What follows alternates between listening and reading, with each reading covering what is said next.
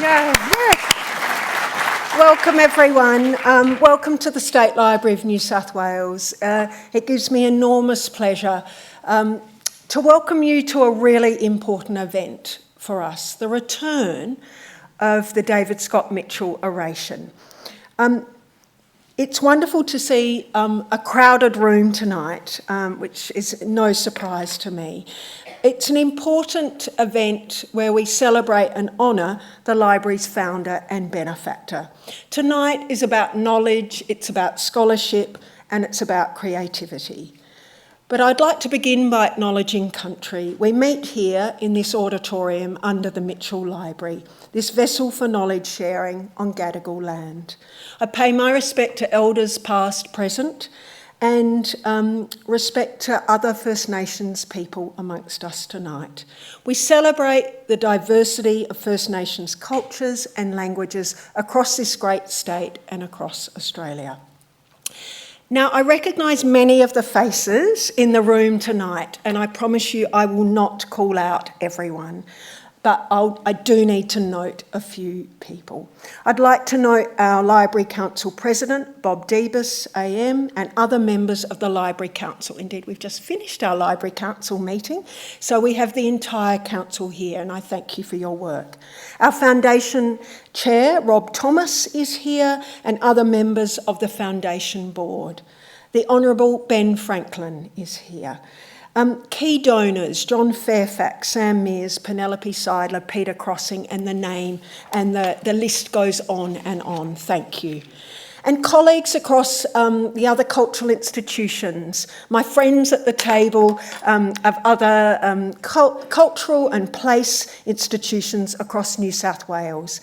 I see Michael Rose, Kim McKay, Annette Pittman, Rachel Healy's here from Queensland, Anita Mitchell, and leaders in the library and heritage worlds, Professor Richard Mackay, Mark Dunn, Dr. Philip Kent from Sydney University, our Secretary Elizabeth Mildwater, and the CEO of the Committee for Sydney, Eamon Waterford. But welcome to you all. I'm thrilled to have this event tonight and to mark I've been here for 18 months, and not long after I started, I was told about the David Scott Mitchell Oration, and I thought, well, it's time to bring it back. So thank you to all of you who've answered the invitation and joined us tonight. This lecture series was inaugurated to celebrate the great Australian David Scott Mitchell and the eponymous Mitchell Library, established with his extraordinary bequest to the state in 1907.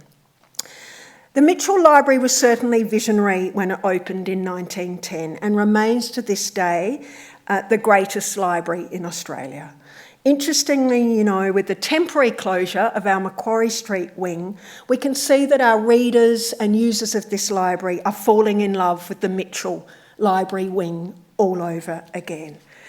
And there's a special alchemy about this place. As I walk the halls, nothing gives me more pleasure than walking the library day before it opens, during the day and into the night.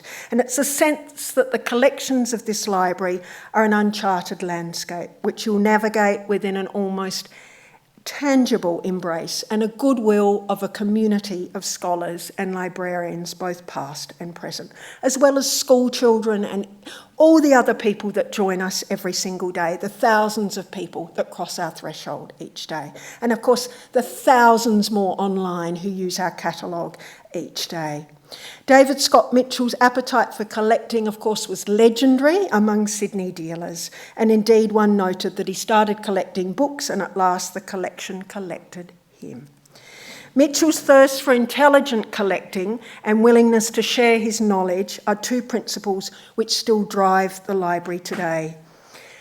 Indeed, the collection is at the heart of everything we do, and that is the first priority principle of the way of our new strategic plan. How we share our collections keeps evolving. Now we share not just in person, of course, but also online and across the state and indeed across the world. Our commitment to collecting and sharing has never wavered. And it's fitting that we come together tonight in this auditorium beneath the Mitchell Reading Room. And indeed, there are students and scholars still working till 8 o'clock tonight, for an oration named after David Scott Mitchell. And previous guest speakers have included Kate Grenville, Professor Stephen Garton and Clive James. And tonight we're joined by Kim Williams. Kim Williams needs no introduction, but we know that he's had a very long involvement and passion for the arts, music, entertainment and media industries here and overseas, and has held many highly esteemed leadership positions since the 1970s, including, probably most importantly, serving as co-chair of our foundation until last year. His background is in music, opera and composition, and today, of course, we know him as the chair of the ABC. He's a great champion for research, creativity and, of course, curiosity, and we couldn't think of anyone more fitting for the return of this oration and the 2025 David Scott Mitchell Oration. It's my great pleasure to welcome Kim Williams to give his oration under the title Memory, Institutions and Freedom. Thank you very much, Kim.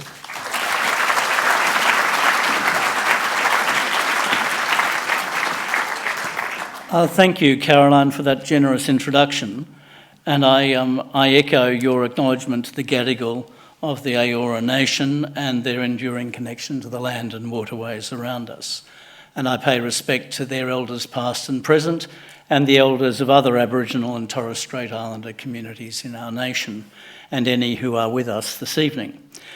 I also take this moment to acknowledge the diverse peoples and cultures who have been welcomed to this country, along with the laws, freedoms, rights and faiths they have brought or represent. Recognising this plurality is crucial given the never-ending assault on difference which too often permeates our society today. Such acknowledgement matters even more in this special place, dedicated to respect for the past and understanding its relevance to the present and our future in unique, ineffable ways.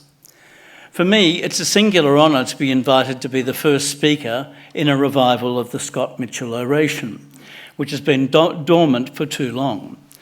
I hope my contribution is one which enlivens our knowledge and care for this great institution and all that it stands for as a resilient rampart to knowledge, inquiry, study and reflection on all manner of the elements of human experience, especially as we lead into the 200th anniversary of the State Library of New South Wales in 2026. When inviting me to give this oration, the splendid State Librarian, Dr. Carolyn Butler-Bowden, subtly reminded me that I was standing on the shoulder of giants. Not only those reflecting the generosity of the library's original benefactor, the formidable and highly idiosyncratic bibliophile and truly obsessive collector, David Scott Mitchell, but also on the shoulders of previous speakers, as Carolyn's mentioned, Clive James, Stephen Garton, Kate Grenville, and Dr. Rick Jakosky, who gave the last lecture before tonight's The Life and Death of the Book in 2013. Dr. Jakosky, a former chair of judges for the Man Booker International Prize, spoke to the fascinating biography of the book and how our 600-year love affair with this old world format was waning as the attachment to electronic devices was growing. It's well worth a read as to the evolution of technology and the innate dependence of humanity on recorded knowledge, the imagination and wonder of creativity as delivery and recording methodologies have evolved. Personally, I see the David Scott Mitchell Oration as providing a moment to reflect on the purpose and performance of great libraries and the centrality of their collections to civilisation and freedom. We all have a collective duty of care to preserve these great collections, liberate them from anonymity, and employ them to serve the public, scholars, journalists, special interest groups, citizens at large, including, and maybe especially, the young. It is a noble mission whose job is never complete and where the quest and journey provide untold satisfactions and moments of true joy and revelation. I'm regularly asked why I wanted to be chair of the ABC. Goodness knows it took a long time to get there. The answer is in 3 simple words. I love Australia. They're matched with an equal corollary: to serve. I love Australia's people, its history, culture, nature, just about everything in this nation, just like Dorothea McKellar, whose papers are, of course, preserved right here in the State Library. I won't quote her famous poem. I think you all know the one I mean. It's the same reason why I love this library and have had such a long and close association with it. Australia's in here, with all its intelligence, beauty, tragedies, triumphs, drama, courage, achievement, and tens of thousands of years of human habitation. I'm assuming you are here today because, like me, you love knowledge and creativity. You love books, you love realia, you love maps and pictures and oral recordings. You love learning from the past, and you love the nation and have real commitment to her future. Just entering this place is special. You mount the steps below the classical facade, then tiptoe, lightly I hope, over the marble replica of Abel Tasman's map, and find yourself in a place that is clearly loved by the people who care for it on our behalf. How special is that first thing you see, Tasman's map? The first comprehensive, though hazy, picture of our continent, whose significance lies in its blunt registration that we are, literally in parts, linked to the densely inhabited Pacific and Indian Ocean nations to our west, north and east. What it gets wrong in detail, it gets right in the big picture, or as the young might say, its vibe. The original is here, of course, one of our very many great treasures, which includes this, Cook's Chart of the World, from the standpoint of the Southern Hemisphere, recorded during his first visit, the Transit of Venus expedition. Here our part of the world is captured in a fully digestible image for the first time, along with an approximation of the extent of the Antarctic continent and ice boundary. I'll come back to that a little later. And to add to these maps, the cartographic masterpieces of Matthew Flinders, and our nation and our part of the world are finally fully in view. How should we think of Flinders' beautiful chart? Like every artefact from that era, it's bound up with colonialism, a fact we must acknowledge. But perhaps there's another broader dimension that has something to say to all of us, Indigenous and non-Indigenous alike.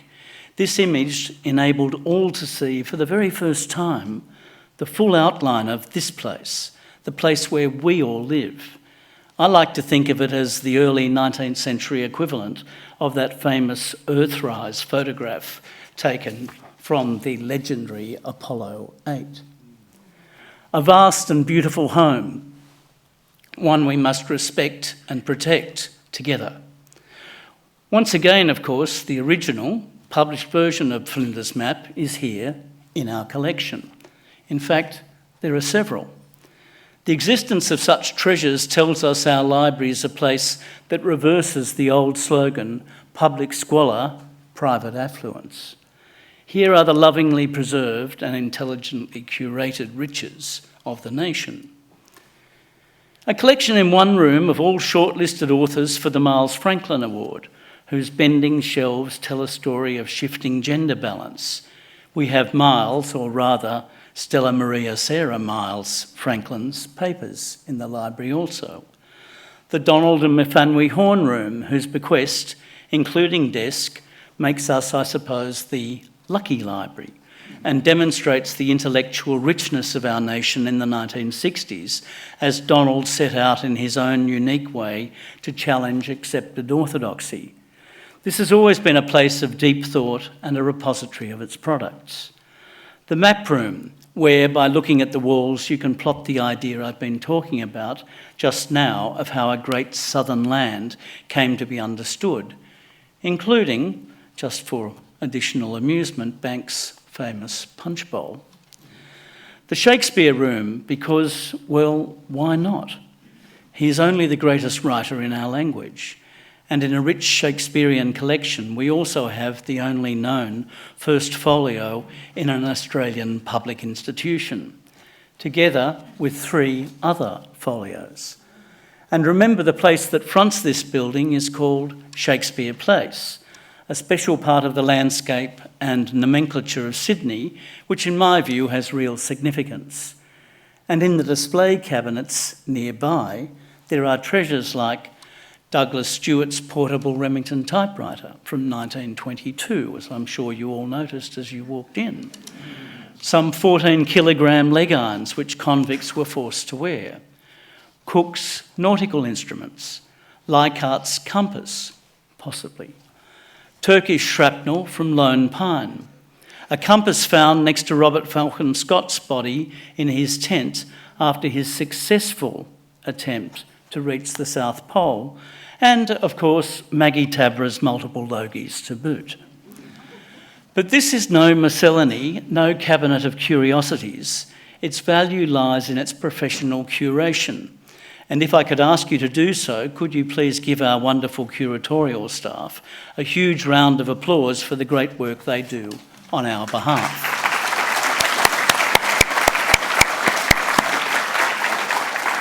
In particular, I'm indebted to Maggie Patton, our Head of Collection Acquisition and Curation, for her generous assistance in the research for this, my modest celebration of our collection. Her knowledge and care for the collection is of the highest order. The curation is the important piece because it enables this place to tell vital stories about Australia and about the world, which Australia and the world so greatly need if they are to thrive and, without being too melodramatic, maybe even survive. Since its inception, the library has had a purpose pursued with intelligence, flourish and force to tell our story. And to a degree that is almost unbelievable, that is what it has done. Friends, it's all beneath us, and I mean that very literally. It lies beneath our feet. We all know the expression, the tip of the iceberg, but in fact made even more famous by Prime Minister and friend Paul Keating. Below even the largest iceberg, capable of sinking the mightiest ocean liner, lies several times more ice. That's our situation here in this auditorium. Beneath us lie several floors of stacks that are capable of sinking the mightiest lies and misconceptions threatening our world now, today. In an age where our digital knowledge seems so fragile, so alterable, so erasable, this place gives us confidence that our country's story and our planet's story are in a safe place, a safe vault, or as the Americans would say, in a locked box. I would say it's more like a citizen special box dedicated to a better place, a better society. We live in a world in which the truth is contested, where crazy assertion is king, in which a politician can say he or she won an election they have clearly lost, or that a neighbouring country has never really existed and has no right to be free, or that our climate isn't warming and the polar ice isn't retreating. George Orwell famously said that what frightened him more than anything else was the concept of objective truth may be fading from our world. If objective facts don't exist, our rulers can simply make them up and use those lies to take away our freedom.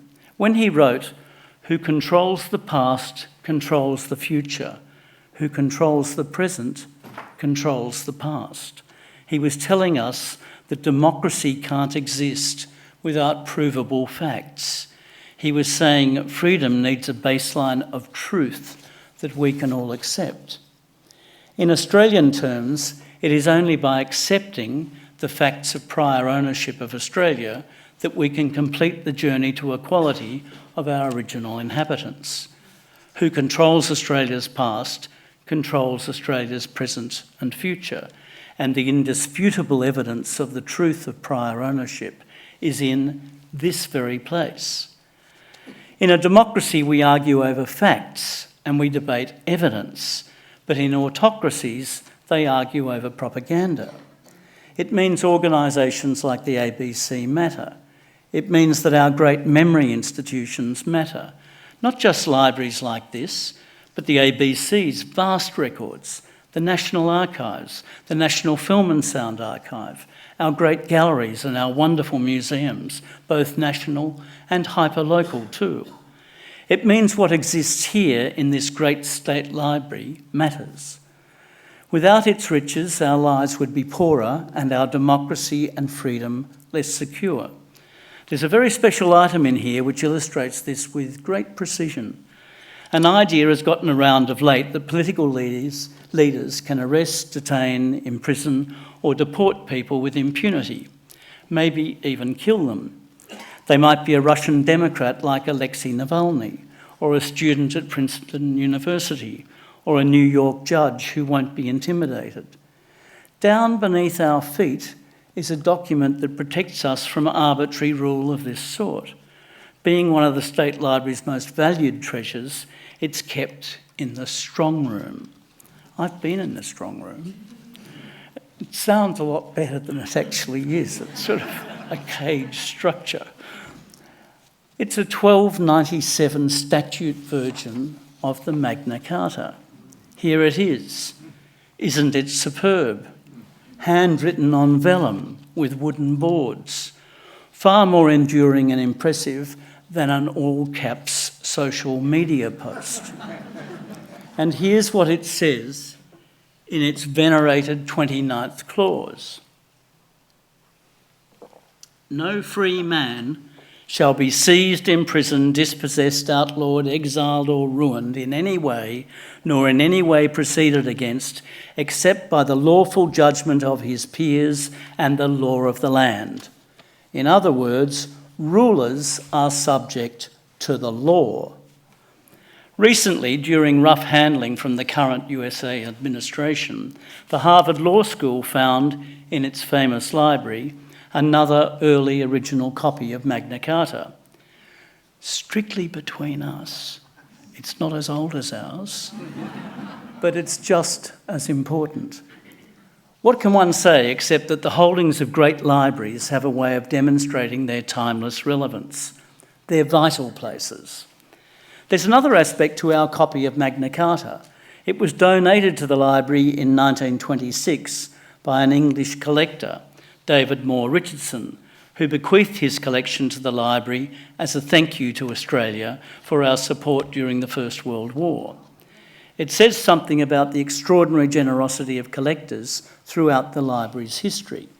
Think not just of David Scott Mitchell, but also of Sir William Dixon's unparalleled bequest.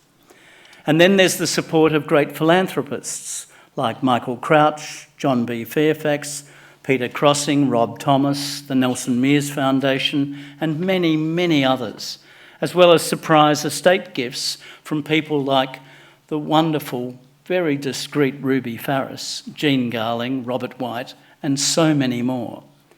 These donors get it. What libraries hold matters. Physical artefacts matter. They can't be manipulated, as with social media posts, and well looked after, a day will come when they may resurface to tell us truths that can save us from all manner of calamity, perhaps even from ruin. Many of our holdings lack direct political relevance, but they're just wonderful to have because they give us understanding of the past, which one day will almost certainly have immediate living relevance. We have a 4,000-year-old clay tablet with Sumerian cuneiform inscription. We have a leaf from Gutenberg's first Bible, and we have this strange but rather wonderful incunabulum. An incunabulum is, of course, a book published before 1501. Ours is from 1493. It's a copy of the Liber Chronicarum, the history of the world, a book of chronicles, of historical accounts and biblical paraphrases. It's from Nuremberg and was illustrated by many, including Albrecht Dürer, one of the great masters of the Northern Renaissance. It's one of the first publications to closely resemble the format of a modern book, incorporating text and illustrations. In just 50 years, the printed book had made the full journey from an imitation of manuscripts to something resembling a modern volume. Interestingly, the Liber Chronicarum was pirated soon after its publication.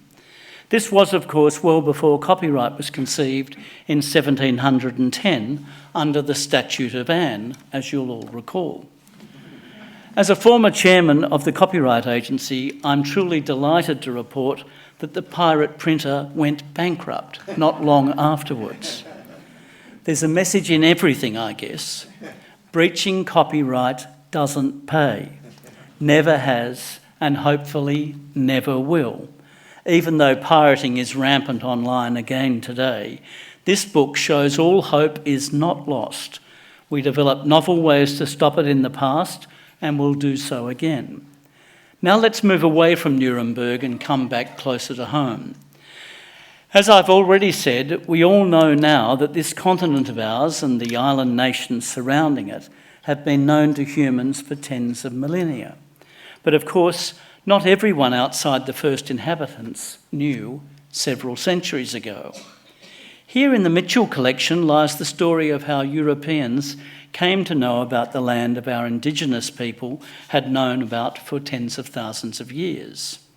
The vague idea that some great southern land simply must exist had long persisted in the European imagination. They hadn't seen it, of course, but imagined it simply had to be there. And some set out to find it, including, of course, Pedro Fernández de Quiros. And among our treasures are his presentation memorials, essentially petitions, printed between 1607 and 1614, describing a great southern land and requesting support from King Philip III of Spain for an expedition to find it, as you do. It is the first and possibly the rarest of all printed Australiana here at the library. Here at the library, we have the largest number of printed De Quiros memorials known to exist in a single collection. We know the unfolding, and for Indigenous Australians, tragic, story well. The Spanish and the Portuguese were followed by the Dutch, and then by the English and French, who by the 18th century had the navigational technologies to safely find and map our land. The culmination was, of course, Cook's arrival in Camay, Botany Bay, in 1770. And here in our special sanctum, we have the original journals of 4 of the crew of the Endeavour, Roberts, Briscoe, Banks, and Cook himself. Our library has put together a wonderful online storytelling piece, balanced by the standpoint of the Guyagal people, which you can all read and which provides a wonderful resource for school children. In these handwritten records is the uncontradictable proof that they knew from the start that this place was already inhabited, including Cook's well-known observation. In the PM, we saw the smoke of fire, smoke being an antiquated term for smoke, a certain sign the country is inhabited. And this from Joseph Banks. We soon saw about 10 people who on our approach left the fire and returned to a little eminence where they could conveniently see the ship. Who was observed? Who was, who was doing the observing? And there is, of course, among all this, tragically, the first records of conflict. That story is all here, colleagues and friends, in its original form in our great library. Another of the great stories about Australia is, of course, the creation of air routes between us and the rest of the world, a story of early aviation and vital emergent connectivity. Our collection includes the personal papers of Hudson Fysh, the founder of Qantas. The most interesting and perhaps famous of our aviation collection is Charles Kingsford Smith's cross-Pacific flight records of the Southern Cross in 1928, connecting us with the United States. One of the really precious treasures in the library is a packet of the notes that they passed to each other during the flight. The old Ford tri-motor aircraft was incredibly noisy, and after an hour or two, they couldn't hear each other speak. And they couldn't even hear each other yell over the din of the motor.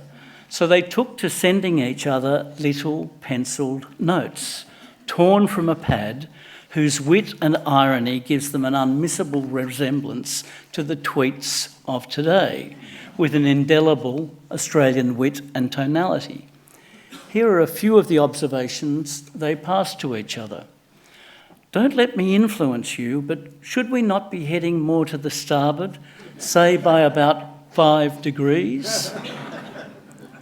Jim, don't repeat this terrific storm we're in, he meant by radio message. It would worry our people to death. We'll tell you should things become really serious. If anyone hereafter suggests to me that I go practice blind flying, I'm going to caress them gently on the skull with a big piss pot. The world was getting closer, and it took immense courage to close the gap. Might I say that, light-hearted and laconic as they may be, these notes are in their own way every bit as important to understanding the great distance between Australia and the world as in Tasman's map and de Quiros's petitions. What these maps and journals show us is Australia being transformed from a European supposition into what Indigenous Australians already knew to be a geographical fact. As we further investigate the library's holdings, that looks a bit dangerous. As we further investigate the library's holdings, we find the evidence we need to track the narratives and myths we have created over the past 2.5 centuries. Here's an image of Australia's first printed newspaper, the Sydney Gazette and New South Wales Advertiser of 5 March 1803. It explains how to start a vineyard, what's on sale down at the docks, as well as a complaint about the shoddy work of boatmen in the Hawkesbury. Believe you me, tabloid journalism is nothing new. One can't really tell the story of modern Australia without reference to Gallipoli. And here we have one of the most important primary sources of them all, Ellis Ashmead Bartlett's telegram dispatches of the Dardanelles campaign, which were obtained for the library via Angus and Robertson, who purchased them in 1916, acting as agents for the library. Naturally, the telegrams remained confidential until the war's end. Yes, the actual telegrams, including Ashmead Bartlett's descriptions of the Australian attacks at Lone Pine and the Neck between the 6th and the 9th of August 1915 with the pencilled censorship markups. To see this material is nothing short of thrilling. And there's so much more. The Angus and Robertson archive with its rejection letter to Miles Franklin. Henry Lawson's manuscripts with first drafts of most of his poems and stories. The Tichborne case with its repeatedly ignored warning to prominent Sydney-siders to stay away from expensive and protracted litigation. The manuscript of David Unipon's uncredited masterpiece, Legendary Tales of Australian Aborigines. Australian composer Ross Edwards' precious manuscripts and personal papers.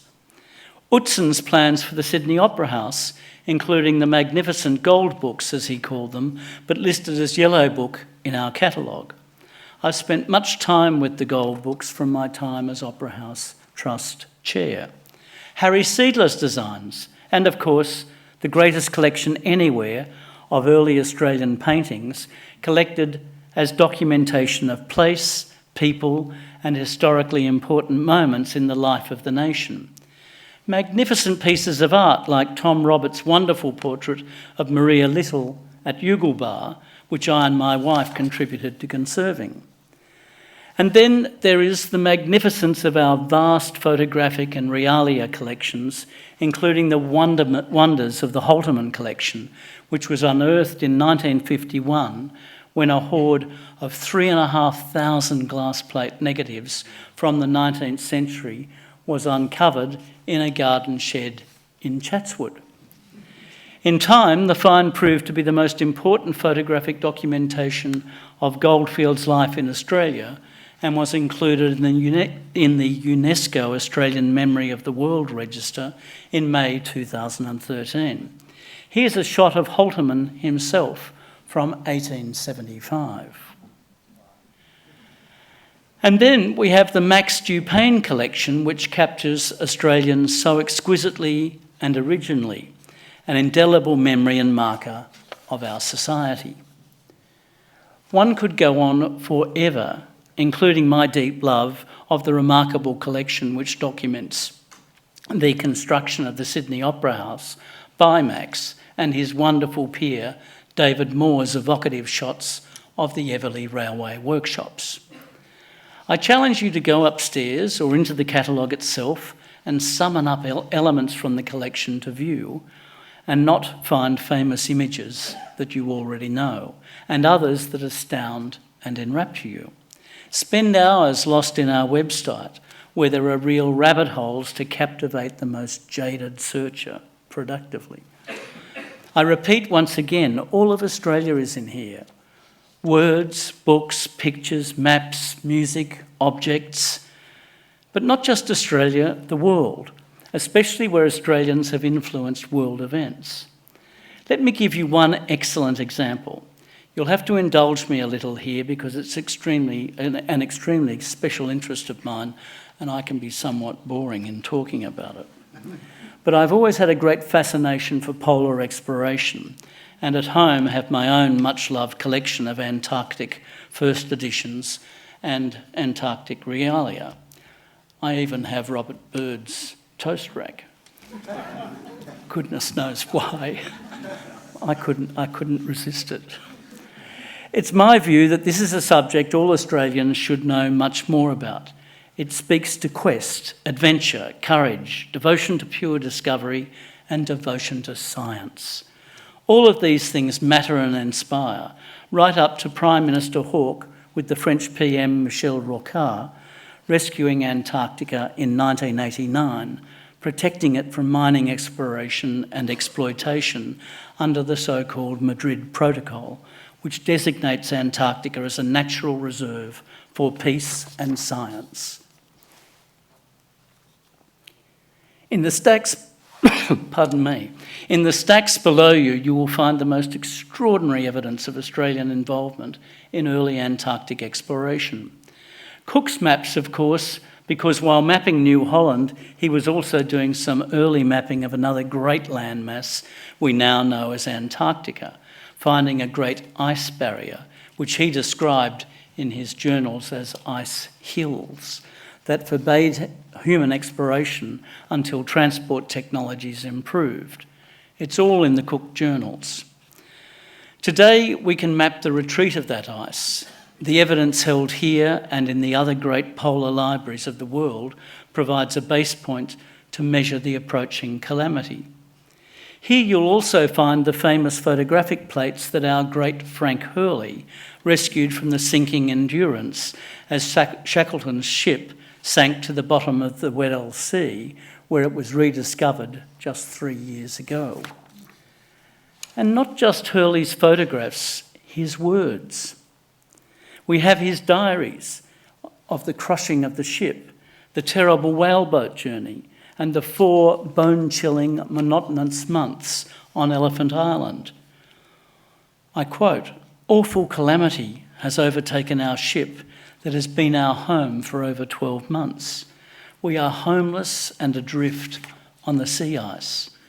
It's one of the most dramatic and courageous feats of human exploration ever. And there's one more fascinating piece of the Antarctic exploration record I want to share with you. This map. It's of Shackleton's route towards the South Pole in his previous and far more successful expedition of 1907 through 1909, when he fell just 90 miles short of being the first person to reach the bottom of the world. It's a wonderful piece of cartography, made all the more interesting by the pencil marks you can see all over it. Now, nobody here should even consider for a moment marking any of the library's holdings, but this is exceptional. In the middle of the map is a coloured section that denotes the Beardmore Glacier, which was the route Shackleton discovered up the Transantarctic mountain range to the polar plateau. And near the bottom of this section, at Mount Darwin and Mount Buckley, someone has written the words coal and possibly, and in inverted commas, possibly limestone. Shackleton's team had found unexpected fossil deposits. Now, why do I mention this? Because this map, though not this copy, was used as a reference by Robert Falcon Scott on his expedition of 1910 through 1911. On the way back from the pole, Scott's men stopped at this point.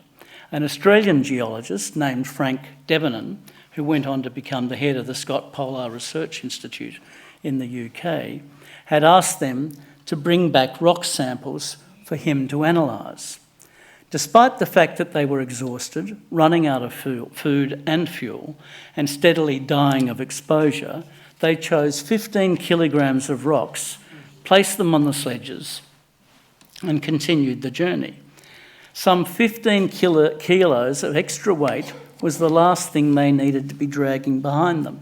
Madness, utter suicidal madness, but science was calling. Months later, their tent was discovered.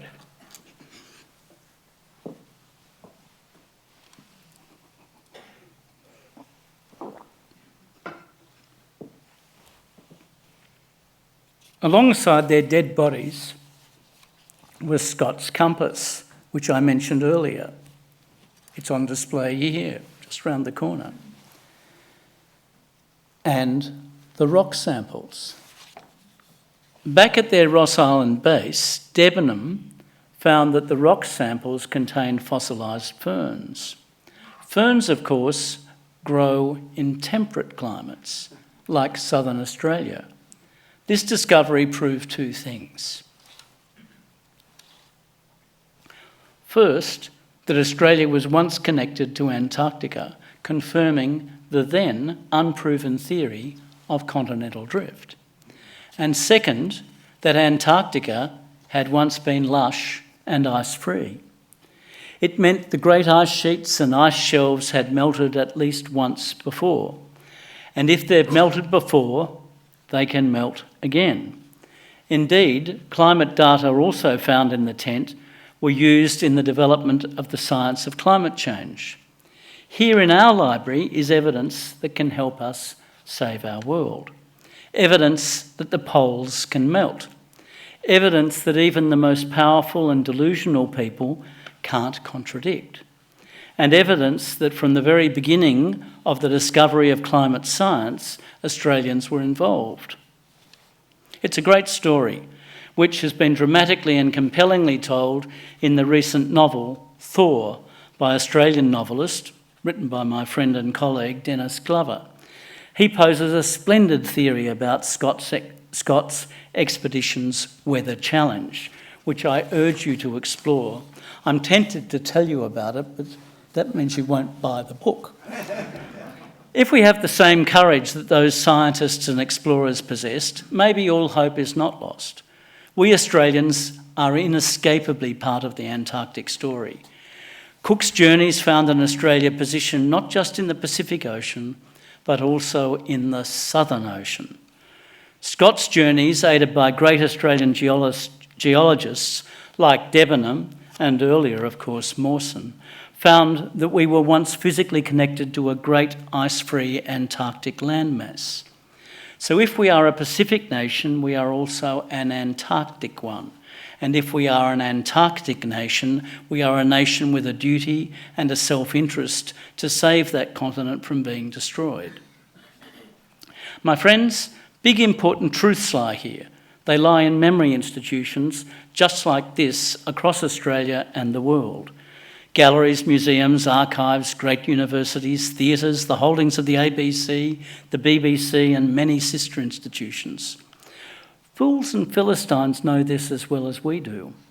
To the populists and tyrants wanting to take over so much of our world right now, memory institutions and public broadcasters are too often seen as the enemy. I expect they know their fantasies can't survive in the face of the truth. That's why they are at war, metaphorically and in some instances physically, with those who preserve the truth from the past. Reposing in this grand institution are the truths that can save us all, truths that can make us stronger, more united and successful, because they give our people faith in their national story. Truths that strengthen our liberal democracy by demonstrating that this nation has been formed by every single one of us. Truths that, as the chairman of the ABC, I want Australians to hear and see and read much more about as we increase our documentary and educational programming and put the Australian genius for creativity on display. You are, I hope, going to see a renaissance in intelligent expository Australian content in the years to come. Look through our wonderful collection and you will see that rulers are not above the law, they are subject to it. It was known from the start that this land of ours was inhabited. We have always been a Pacific, an Asian and a Southern Ocean nation. Australians are capable of quite astonishing creativity and genius and bravery.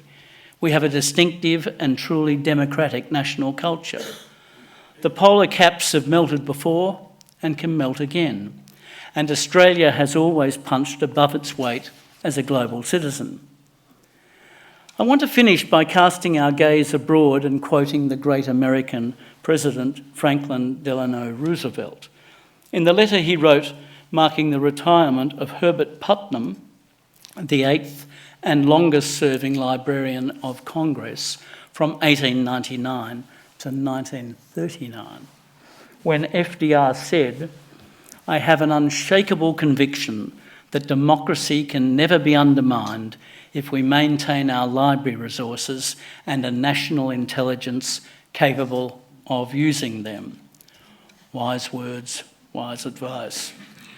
Putnam's replacement, writer, poet and politician, Archibald MacLeish, who ran the library during the Second World War, took up FDR's war cry and encouraged librarians everywhere to oppose totalitarianism in the cause of democracy and human freedom. That's our task, to maintain our great memory institutions as inspiration for the causes of democracy, freedom and human flourishing.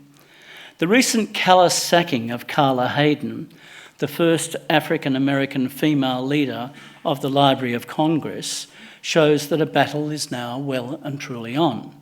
Hayden had distinguished herself in that role since 2016 with nary a complaint from Congress or anywhere else. But there is still hope. On my regular trips to New York, I'm always drawn to the Morgan Library, inspired by J.P. Morgan's passion for knowledge and devotion to collecting manuscripts, maps, art, and above all, books on an epic scale. For 43 years, that library too was run by a remarkable African-American woman, from 1905 in fact. Bella da Costa Green, who grew it from a private collection to one of the great public resources of the United States, with a robust program of exhibitions, lectures, publications and research services that continues today. Great institutions endure if we fight for them. It is troubling that prominent among modern American and European thought streams, there are those who would not approve of Bella da Costa Green or her sponsor J.P. Morgan and his devotion to knowledge and beauty, or indeed to the duty of care to public office and its many myriad obligations. But I digress. In fact, I'm going to digress a little more. Last night I was at a special event, the celebration of the 50th anniversary of the Special Broadcasting Service at Admiralty House. The Governor-General and the Prime Minister, amongst several others, gave thoughtful addresses, including a simply wonderful, elegant and completely captivating acknowledgement of country given from my friend Rhoda Roberts, the SBS Elder-in-Residence. The original radio services 2EA and 3EA were the basis for the initial establishment of the Special Broadcasting Service. Both those audio services began in June of 1975, with television following in 1980, and service proliferation thereafter in dozens and dozens of languages. SBS has been core to the fabric of modern Australian society ever since, with a welcoming sense of belonging created for the millions that comprise modern Australia. That event prompted me to think about tonight and the way in which the State Library of New South Wales and its counterparts in the various capitals and the multitude of municipal libraries have fulfilled a similar purpose in rendering access, inclusion and social cohesion in such a pervasive fashion across the country. They've done so with devotion to community service provision across a wide spectrum of users and needs, so completely and competently that it often goes unremarked. This library has charted the myriad communities of Australia and their stories of migration and social evolution in beguiling ways. It is the secret partner, if I can describe it that way, in countless research projects for histories, for science, for biographies, for novels, for lectures, for school projects, for exhibitions and other events that enrich knowledge, satisfy almost endless scholarly need and rise to respond to old-fashioned, simple curiosity.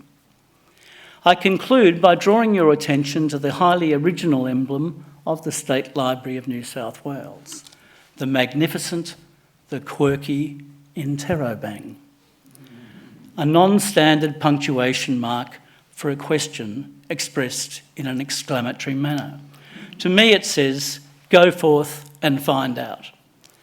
If you want to know what your country is and who you are and what the perilous state of the planet is, and gain confidence that we can overcome virtually anything, the answers lie literally beneath your feet. And of course, at your fingertips at www.sl.nsw.gov.au. Thank you.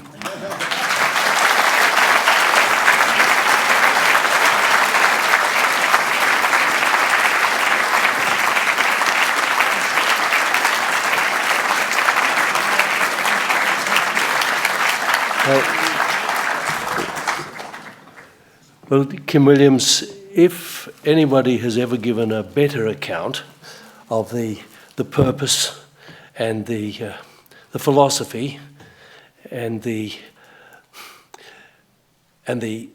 future of this library, I'd like to hear him.